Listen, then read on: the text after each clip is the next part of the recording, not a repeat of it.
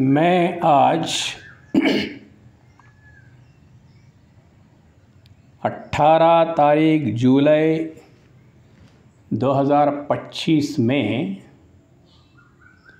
जाने माने एक पंथ, एक मज़हब के जाने माने शख्सियत मौलाना साजिद रशीद साहब के बारे में बात करना चाहता हूँ। आज यूँ तो मैं साजिद रशीदी साहब के कई डिबेट्स में नेशनल वाइड चैनल्स, जो करोड़ों करोड़ों लोगों के सब्सक्राइबर्स जिस चैनल्स को हैं, आज तक, इंडिया टीवी, जी न्यूज़, बहुत कुछ इनके डिबेट्स मैं सुनते रहता हूँ। और डिबेट्स के अंदर इनका जो बयान होता है, लगभग उनके वोकैबुलरी, बात करने के अंदाज़, कभी कभी चिढ़ते भी हैं, परंतु बहुत काबिल तारीफ़ इनके डिबेट्स में पार्टिसिपेशन होता है। तो कभी कभी आदमी भटकता भी है। कावड़ यात्रियों के बारे में आप एकदम उलझ गए। 18 जुलाई को आप छुड़ते ही,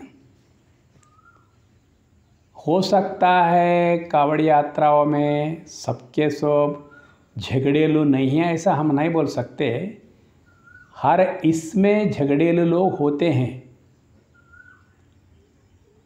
तो वो लोगों को अलग करके इंडिविजुअली कुछ बोलना है, अटैक करना है, करना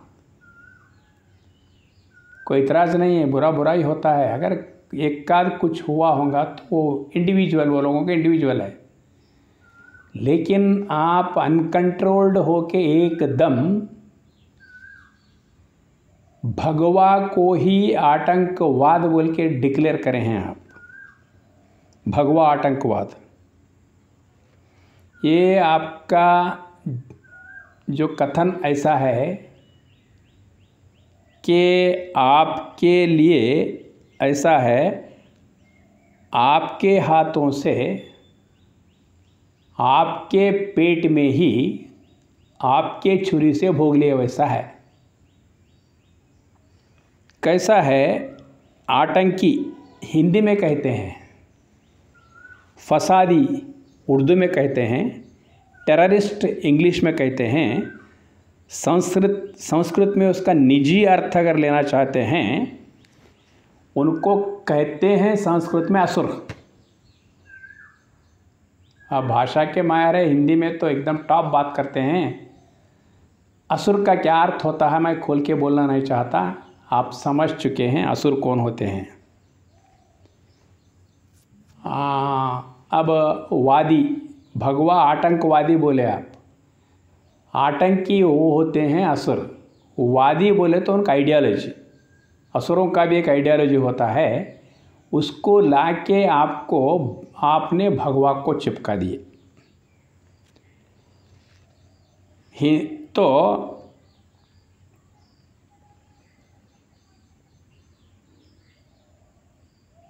भगवा आतंकवादी का अर्थ होता है, आपके नज़रिए से भगवा सनातन का पहचान है।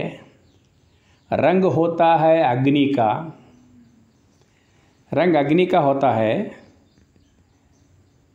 अग्नि का काम है शुद्ध करना, कोई भी अशुद्ध वस्तु को शुद्ध करना, भस्म कर देना, पावन कर देना। इसलिए संस्कृत में ज्ञानाग्नि बोलते हैं। ज्ञान को अग्नि के, दुनिया में हर मसाइल को हल करने का और हर जगह ज्ञान का एक अपर हैंड होता है, उसको ज्ञान कहते हैं। पवित्र ज्ञान को अग्नि से तुलना करते हैं। अग्नि का रंग लगभग भगवा के रंग से ही जुड़ता है। अग्नि अज्ञान को जलाने वाला है। अब ध्यान से सुनो, ये असुर कैसे होते हैं।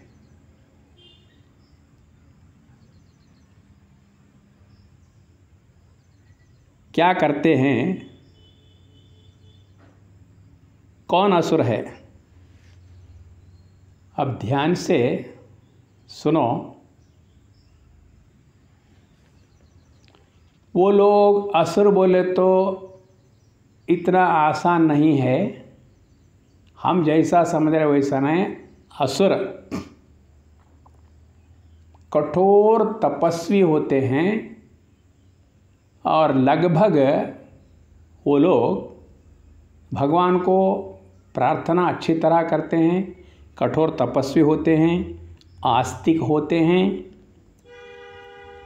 और इस नमूने से जो भी प्राप्त उनको परमात्मा के तरफ से प्राप्त होता है, शक्ति इत्यादि वगैरह जब प्राप्त होता है, तो वो असुर क्या करते हैं, अमानवीय ढंग से खर्च करते हैं।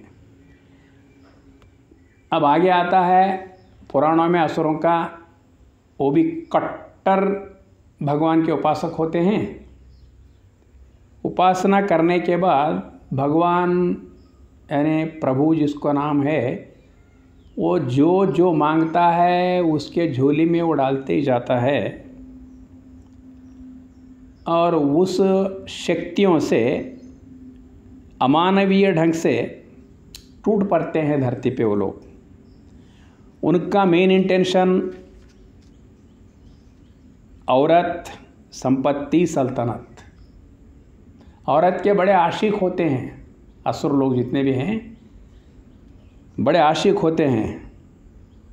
उनके पास औरत रहने पर भी औरों की औरतों पे उनका निगाह रहता है। जैसा कि रामायण में अपने औरतें रहने के बावजूद भी सीता पर भी उसका नज़र था रावण का। ऐसा ही अपने औरतें होते हुए, अपने पास औरत होते हुए भी औरों की औरतों के ऊपर उनका निगाह रहता है, औरों के संपत्ति के ऊपर निगाह रहता है। खुद के संपत्ति खुद के पास रहने के बावजूद भी मेरे को ही होना, आगे वाले का भी मेरे को ही होना, उतना ही नहीं बल्कि सारा धरती मेरे लिए हुई तो बहुत अच्छा था।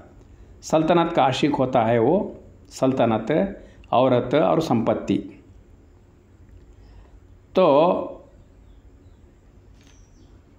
नाजायज जंग लड़के भी औरतों को हासिल करने की कोशिश करता, दौलत को हासिल करने की कोशिश करता, सल्तनतों को भी हासिल करने की कोशिश करता। ये असुरी का मौलिक लक्षण है।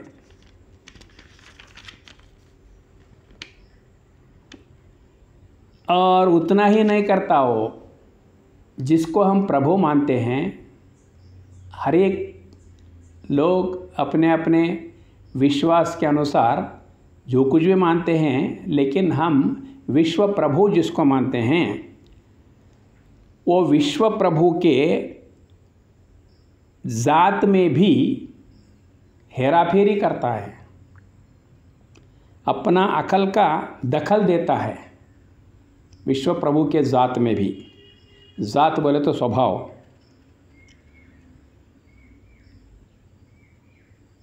खुद के जहरीले फितरत जो होता है असुर का, और अपने जहरीले वाणी को,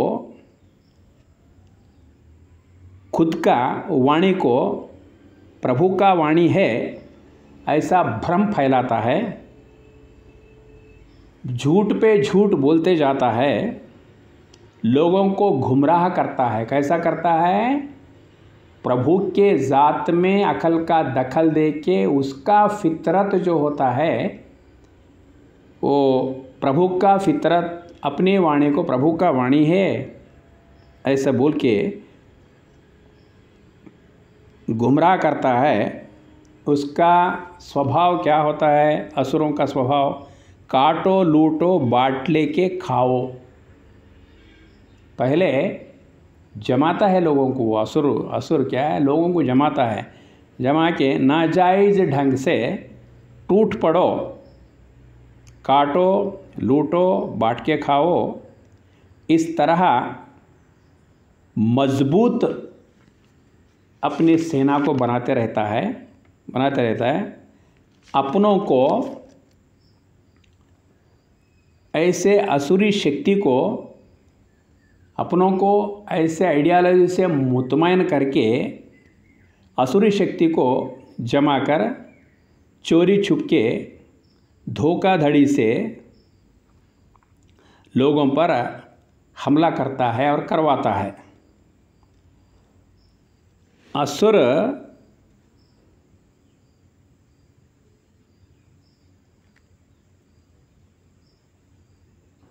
कट्टर होता है और फिरका फरस्त होता है। अपने को साथ देने वालों को हर नमूने से साथ देता है असुर। पाप के दरवाजे खोल के रखता है, क्या भी करो कैसा भी करो आप मौज मनाते चलो।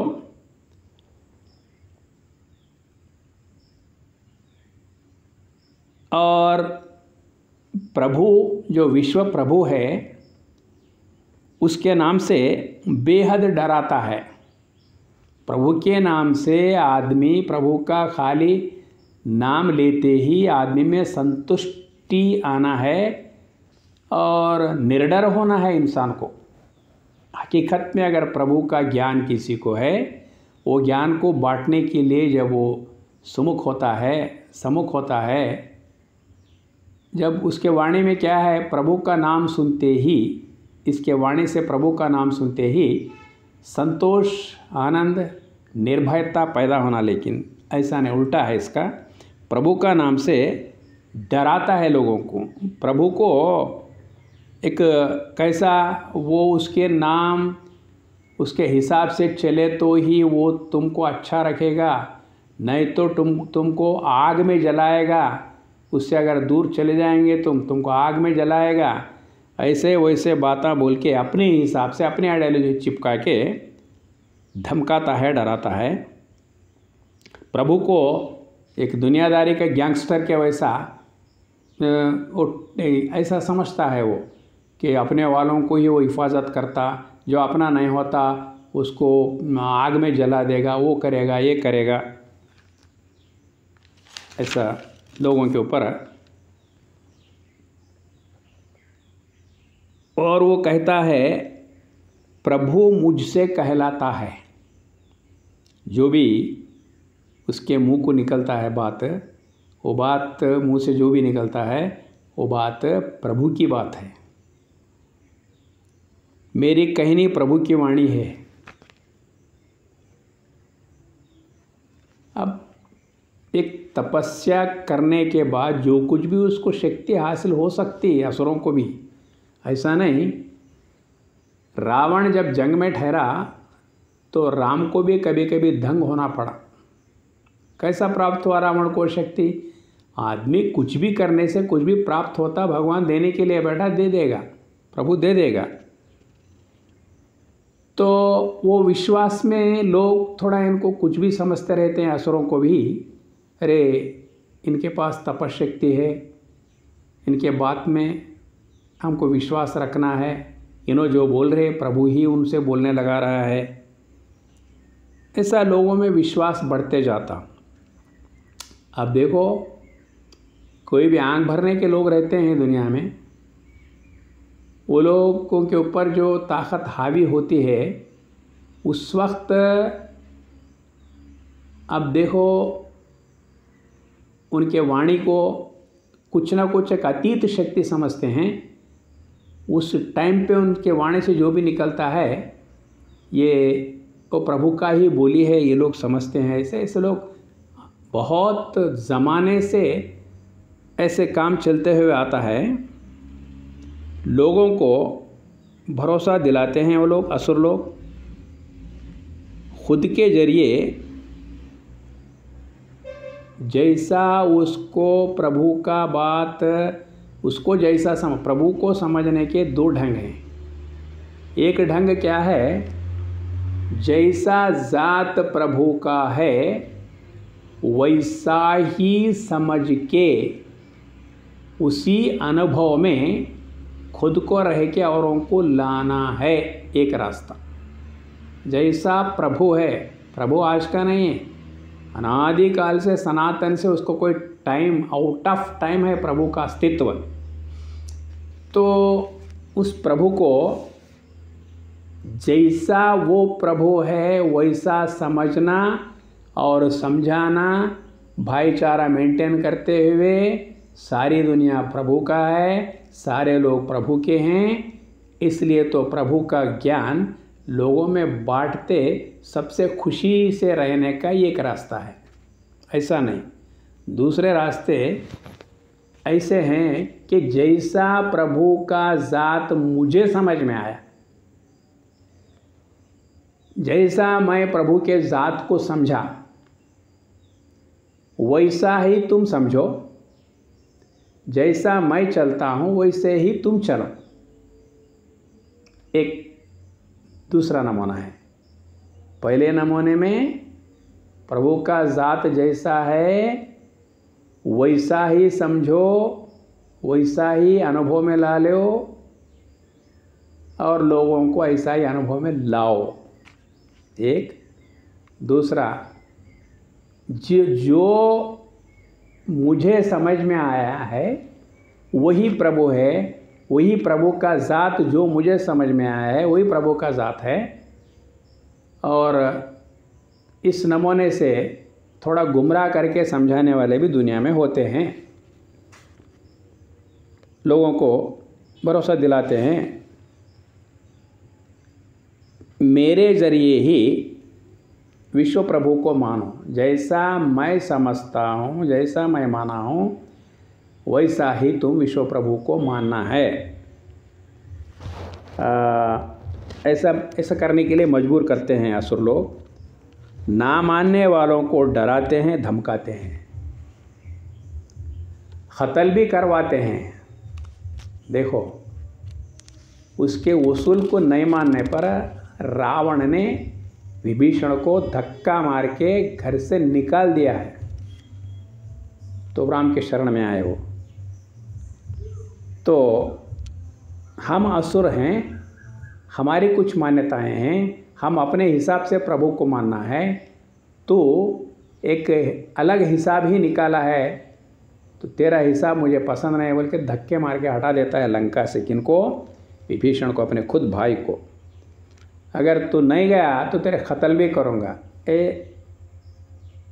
और पुराणों में गए तो एक हिरण्यकश्यप नाम का आता है, वो जैसा समझता है प्रभु को वैसा ही समझने के लिए बेटे को मजबूर करता है। तो प्रहलाद उनका बेटा, उनका कहना ये है, जैसा प्रभु है वैसा समझने की कोशिश करो मेरे पिता, जैसा तुम समझ रहे वैसा प्रभु नहीं हो सकता। तुम्हारा आइडियोलॉजी कुछ खुद अलग है और प्रभु के ज़ात में अकल का दखल दे रहे हैं आप, लिहाजा आपके मार्गदर्शन में मैं प्रभु को नहीं मानता। ये प्रहलाद का वाणी था। तो पिता को पसंद नहीं आया, जैसा मैं मानता हूँ प्रभु को, अगर तू वैसा नहीं माने, उसकी स्मरण अगर तू वैसा नहीं करे, तेरे को कत्ल कर दूँगा। कत्ल के वास्ते भी दुनिया के कोशिश करे लेकिन नहीं हो सका। तो ये असुर क्या होते हैं, अपने हिसाब से प्रभु को नहीं मानने वालों को डराते हैं, धमकाते हैं, कत्ल भी करवाते हैं। कितने लोगों का, जितने लोग आड़ा है उन सबको कत्ल भी करवाते हैं। दुनिया में धीरे धीरे ऐसे माहौल पैदा करते हैं, पैदा करते करते अपने लोगों से कहते हैं, इस धरती पे अपना झंडा लहराने के लिए, टूट पड़ने के लिए सुशिक्षित भी करते हैं वो लोगों को। ऐसे ही करें हैं, मामूली नहीं। हमारे पुराणों में कई असुरों का बात देखने वालों को मिलते हैं। इसका जिंदा मिसाल रावण है। रावण पूरा धरती पे क्या है, अपना छवि को फैलाता है और राम जी को ए मामूली मनुष्य कहता है और हनुमान को एक बंदर कहता है। जो दिल में आए वो कहते रहते हैं। ये रावण पूरा क्या है, जिंदा मिसाल है। रावण है राम का शत्रु रावण। उससे पहले हिरण्यकश्यप, इससे पहले मैं बोला ना, ये लोगों का आइडियोलॉजी क्या था, सारा धरती पे अपना छवि रहना, अपना झंडे के खिलाफ में अगर कोई आए उन लोगों को क्या भी करके साफ करके अपना सिक्के को जमाना। ऐसे कई असुर धरती पे आए हैं, पुराणों में इसका हवाला आपको मिलता है। ऐसे कई विश्वजीत असुरों का लिस्ट सनातन में है। अब ऐसे असुरिक आइडियोलॉजी से असुर परंपरा सारा धरती पे हजारों सालों से इस धरती पे अपना राज चलाए हैं। वो लोग हैं, उनको बोलते हैं आतंकवादी सार, साजिद रशीदी सार। इंसानियत के दुश्मन होते हैं जिनको हम असुर कहते हैं, वो आतंकी भी कहते हैं उनको। वो इंसानियत के दुश्मन होते हैं। सब लोगों को दुनिया में पैदा किए सो एक ही प्रभु है, लेकिन वो लोग ये बात को भूल के जो मेरे बात को मानता है वो मेरे हैं, जो बात को मेरे नहीं मानते हैं वो लोग मेरे नहीं है। इंसानियत का मतलब ये होता है हर एक में एक ही ज्योति है, एक ही तेज है। इसका गवाह क्या है, धरती पे अनादि से लेके जितने भी लोग पैदा हो गए हैं वो सारे लोगों का तत्व एक है। हर एक का पैदा होने का ढंग एक तरह है, एक माँ बाप को ही पैदा होते, और हर एक को अपने नफ्स एक तरह होते हैं। और प्रकृति जिसको बोलते हैं, प्रकृति का बर्ताव हर एक आदमी को धरती पे पैदा हुआ हर एक आदमी को धरती से बर्ताव एक सा करना पड़ता है। जैसा कि सांस ले रहे हैं, सब कुछ सांस लेना पड़ेगा उसको। कोई धरती से यानी कोई देश काल इससे मज़हब से कोई संबंध नहीं उसको। अब पानी प्यास बुझाने के पानी है, प्रकृति में सब लोग उसकी उपासना का मतलब फूल चढ़ाना पूजा करना नहीं है। जिसके बगैर हम नहीं हैं उससे प्रेम करना ही उपासना है। हम हवा से प्रेम करते कि उसके बगैर हमारा रूह, हमारे आत्मा अंदर नहीं ठहर सकती। तो इस तरह प्रकृति के यानी मतलब हम सब एक प्रभु के संतान हैं बोलने के वास्ते, एक प्रभु के हम औलाद हैं बोलने के वास्ते। औलाद बोले तो क्या उसका इंसान नहीं है, लेकिन हम हर एक इंसान उसी के रोशनी में है और उसी का नूर हर एक के शरीर के अंदर चमक रहा है। और हम प्रकृति से समान बर्ताव करते हैं। धरती पे किसी को भी प्यास लगे तो पानी ही पीना पड़ेगा, किसी को भूख लगे खाना ही खाना पड़ेगा। इस तरह प्रकृति का मतलब व्यवहार, प्रकृति से हमारा जो व्यवहार है वो भी एक सा होता है। इससे क्या सबूत होता है, हमारा जीना मरने का सिस्टम एक है, हमारे नफ्स और ख्वाहिशात का सिस्टम एक है, हमारा पंच तत्वों से बर्ताव एक सा है। ये सब एक सा रहने से ये सब प्रभु का देन है। हम भी दुनिया में आए तो प्रभु का देन है। रहने के बावजूद भी इंसान क्या करता है, असुरी प्रवृत्ति वाला, दुनिया में आने के बाद एक इंसानों को बांटने की कोशिश करता है। ये है तो मेरे है, मेरे है तो प्रभु के भी हैं, ये मेरे नहीं हैं इसलिए वो प्रभु के भी नहीं। अब मेरे है, मेरे तरफ से प्रभु के जो है वो लोगों को और ये लोगों को हमेशा झगड़ा लगाते हुए फसाद फैलाते रहते हैं। इसका नाम असुर है। हजारों सालों तक इस धरती पे अपना राज चलाए हैं। हमारे पुराणों में बात मिलता है। आतंकवादी हैं सर, इंसानियत के दुश्मन हैं, भाईचारे के कातिल हैं। देखिए, भाईचारा बातों से नहीं, हर एक के मज़हब के एतबार से हम सब एक बूंद से पैदा हुए हैं।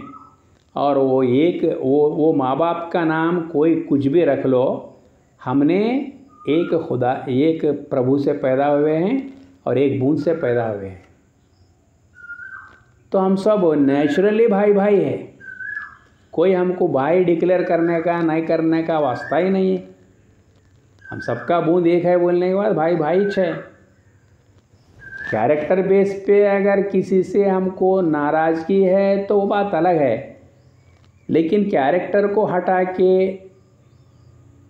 अपना एक आइडियोलॉजी थोप के, आइडियोलॉजी को मानने वाले ही सही मानों में इंसान है, ये आइडियोलॉजी को नहीं मानने वाले इंसान नहीं है, ऐसा ही बंटवारा करते थे असुर लोग।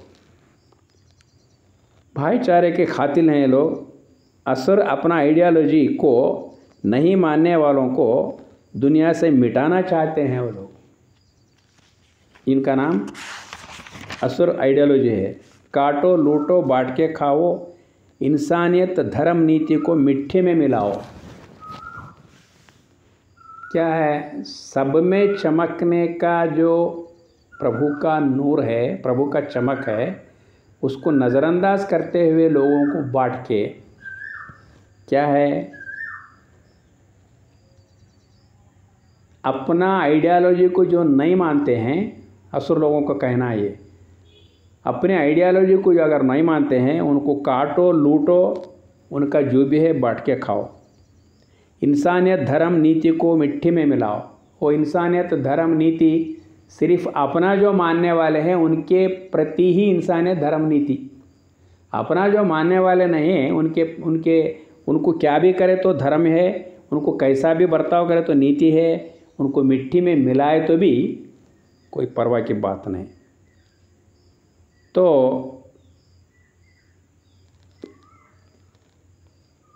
ऐसा जंग करते हैं नाजायज़ ढंग से, काट के लूट के खाओ, गैर औरतों से मस्ती मौज मनाओ, ऐसा करते हुए ज़िंदगी गुजारो। ऐसे आइडियोलॉजी से प्रभावित होके करोड़ों अरबों लोगों को अपने आइडियोलॉजी से जोड़ करके वो लोगों को मुतमईन करके धरती पर असुरी का झंडा लहराने के अंतिम लक्ष्य जिनका होता है उनका नाम असुर है। ये लोग थे, है, आगे रहेंगे भी।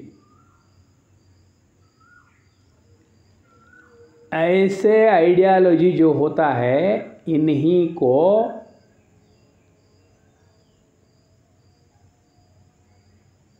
आतंकवादी कहते हैं।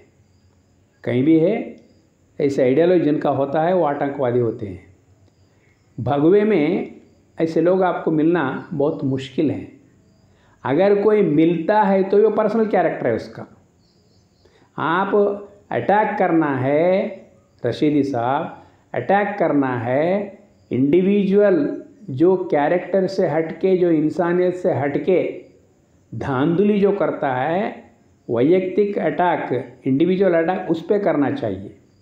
भगवा बोले तो एक आप भगवा के ऊपर अटैक कर नहीं सकते, क्योंकि भगवा ही सनातन का एक महान प्रतीक है। भगवे में ऐसे लोग आतंकवादी नहीं होते। अगर भगवे में ऐसे लोग आतंकवादी होते हैं तो भगवे का गढ़ है हिंदुस्तान, भारत करोड़ों साल से सबको शेल्टर दे रहा है। भगवा अगर आतंकवादी होती हैं तो यहाँ पर कोई मज़हब पनपने का सवाल ही नहीं पैदा होता था। क्योंकि धरती प्रभु का है। धरती पे जितने भी पैदा हो गए सो लोग हैं वो सब प्रभु के नूर वाले हैं। और कैरेक्टर अच्छा बना के कोई भी जी सकता है इस धरती पे। भगवा वालों को एतराज़ अगर है तो कैरेक्टर से होता है, लेकिन इंसान से नहीं होता है। भगवा का संप्रदाय जो है कैरेक्टर बेस पे इंसानों को अलग करता है, लेकिन धर्म के बेस पे, नीति के बेस पे ये भगवा वाले अलग करने वाले नहीं है। अगर वो करते हैं तो आप लोगों का इतना ब्रॉड माइंड से हमारा जो भाईचारा का रिश्ता मेंटेन कर रहे हैं यहाँ के भारत के लोग, ये भगवे का ही प्रभाव है।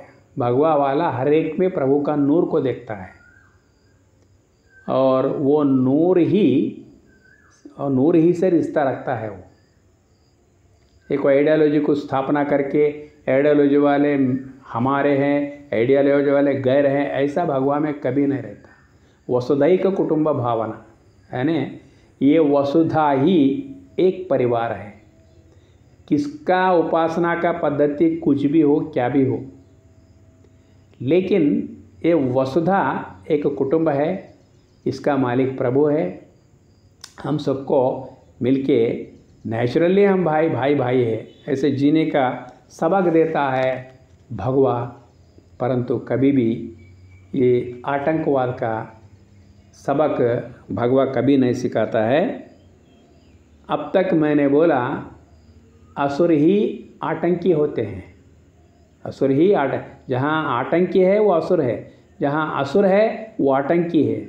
अब आप इस धरती पे ढूंढते चलो, बोलते रहो, ऐसे लोग होते हैं आतंकवादी।